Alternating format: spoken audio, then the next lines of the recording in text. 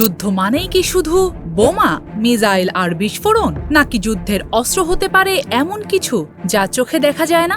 একটি ইনভয়েস, একটি বিল, একটি জলপথের নিয়ন্ত্রণ। যুদ্ধে আমেরিকাকে রুখতে এবার এমন এক কৌশল সামনে এনেছে ইরান, যেখানে যুদ্ধক্ষেত্র শুধু মাটিতে নয়, বাণিজ্যের পথে। বোমা ছাড়াই চাপ তৈরির চেষ্টা, মিসাইল ছাড়াই প্রতিপক্ষের অর্থনীতিকে চ্যালেঞ্জ। আর এই কৌশলের কেন্দ্রে মাত্র ২১ মাইলের একটি জলপথ, স্ট্রেইট অফ হরমুজ। প্রশ্ন হলো, আমেরিকা কি এবার ইরানের সঙ্গে এমন এক লড়াইয়ের মুখোমুখি যেখানে শত্রুর অস্ত্রের শব্দ শোনা যায় না? মধ্যপ্রাচ্যের সংঘাত বহু বছর ধরেই চলছে, কিন্তু হরমুজ প্রণালীকে ঘিরে উত্তেজনা নতুন মাত্রা পেয়েছে। হরমুজ শুধু একটি সমুদ্রপথ নয়, বিশ্বের জ্বালানি সরবরাহের অন্যতম গুরুত্বপূর্ণ দরজা। এই পথ বন্ধ হলে শুধু একটি দেশ নয়, প্রভাব পড়বে পুরো বিশ্ব অর্থনীতিতে। তাই হরমুজের গুরুত্বই ইরানের সবচেয়ে বড় কৌশলগত শক্তি। একদিকে যুক্তরাষ্ট্রের সামরিক ক্ষমতা, অন্যদিকে ইরানের ভৌগোলিক অবস্থান। আর এই অবস্থানকেই আমেরিকার বিরুদ্ধে অস্ত্রে পরিণত করছে তেহরান।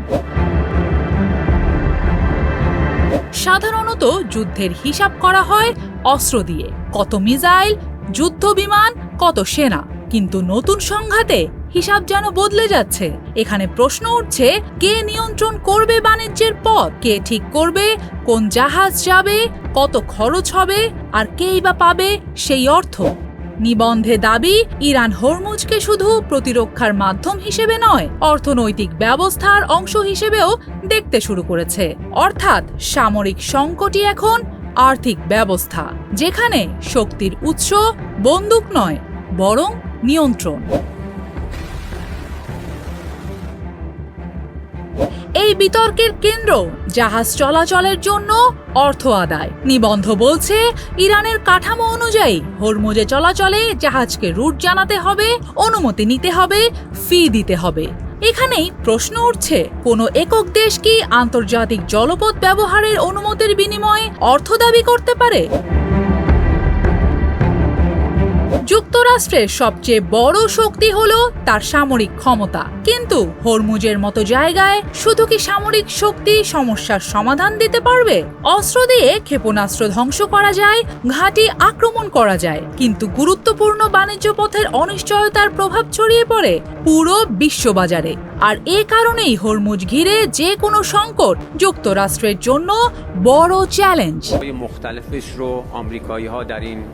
তবে এই পুরো ঘটনায় সবচেয়ে গুরুত্বপূর্ণ বিষয় হলো, ইরান কি শুধু অর্থ চাইছে, নাকি এর পেছনে রয়েছে আরো বড় কৌশল? যুদ্ধের ইতিহাসে অস্ত্রের ধরন বদলেছে বারবার। একসময় তলোয়ার ছিল শক্তির প্রতীক, তারপর বন্দুক, তারপর পারমাণবিক বোমা, আর এখন যুদ্ধক্ষেত্র বোমা, মিসাইলের বিস্ফোরণ নয়, বরং অর্থনীতিতে বড় ধাক্কা। ইরানের হরমুজ কৌশল সেই প্রশ্নই সামনে এনে দিয়েছে। বোমা, মিসাইলের বিস্ফোরণ ছাড়াই কি একটি জলপথকে অস্ত্র বানিয়ে বিশ্ব শক্তিকে চ্যালেঞ্জ করতে পারবে ইরান? সেটাই এখন দেখার অপেক্ষা।